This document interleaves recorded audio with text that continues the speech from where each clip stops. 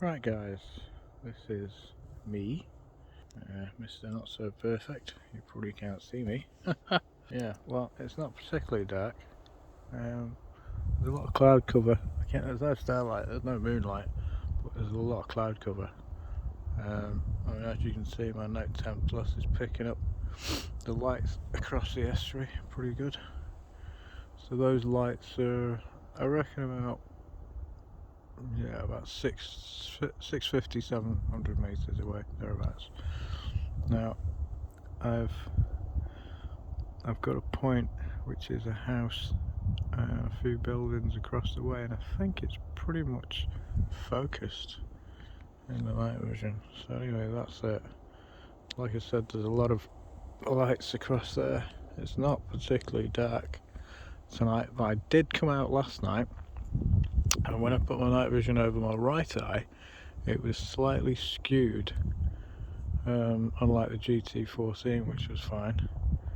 And it's because this one, the Dipol D128, has got a mini rail, and I've had to buy a 3D printed adapter so I can connect my sort of repro Wilcox mount to it.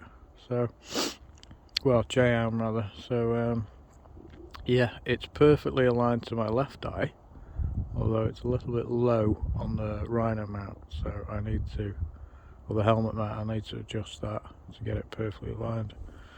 But I've actually bought a 4x lens of somebody for this dipole, so that should be on its way to me from Poland. So that should be quite interesting when I get that. But anyway, that is pretty much, yeah, I'd say that's almost perfectly in focus on that house over there. I mean, this is vastly improved from the GT-14. The glass on that is not good. To be honest, the halos as well are much better. They're much lower, I think, in the dipole. In the D128 rather. Much the same as the D121 before with the XX1441 tube. That one had really low halo as well, and for some reason the GT-14 had quite big halos. So this is vastly improved, even though it's the same tube. So the optical, oops, I just kicked my flask. So the optical quality of the glass is much better, but like I said, it's not very dark. I reckon if there was somebody standing 30 meters away, I'd be able to see him. But I am planning to go a little bit further inland tomorrow, or within the next couple of days anyway. Go out into the dark woods where I did before, where there's no artificial lighting. It'll probably be much the same, sort of cloud cover and whatnot, but there won't be any residential lighting. Well, I mean, there is a place about 400 meters across a bridge, a road, but it doesn't give off much light into the woods. But yeah, I'm really pleased with the quality of the glass in this dipole. It's really good. It's really sharp. It really shows off the sort of resolution of the tube. The tube in this, the XR5 tube, which is actually a 44mm X-kite tube, X-weapon sight tube, as used by the British Army and various other countries. That weapon sight is good enough to detect a man at 500 meters. So I can imagine if I had the 4x lens on this, I could easily do that.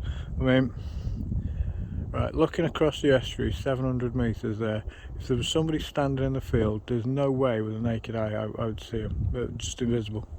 But with this, yeah, I reckon I can definitely see him. Definitely see him. I mean, I can see there's hay bales in that field over there, and I can see the individual hay bales with a 1x sight. So with a 4x, no problem. I had no problem seeing that. Well, I can't wait to get it, to be honest, and try it. That's going to be pretty awesome. So anyway, yeah, this is my new Dipol D128. bought it from Spectre, which is an online shop in Poland, and I paid £474. For some reason I didn't pay custom fees, but I'm happy about that anyway. So, you know, brand new housing. Just had to wire it in myself with a light pipe and the tube, and yeah, it's working great. But last night when I came out, not only was it misaligned with my right eye, but it looked like there was a crack in the tube. So I drove home. It's only about 5 miles, I think. Drove home, took it apart, and it was a hair. I had no idea where it had come from, but that's the problem living in a house with carpets and 2 cats. It's never dust free. So I got the hair out, but I introduced another 3 or 4 dots of dust, so I'm going to have to try and get those out at some stage. But anyway, yeah, there you go. It is working really, really well, and I'm very, very pleased with it, especially for the price. So I've just got to fix the GT-14 PCB and get that in and try and get a battery holder, whatever, and then I can sell my old housing. So yeah, really pleased with that.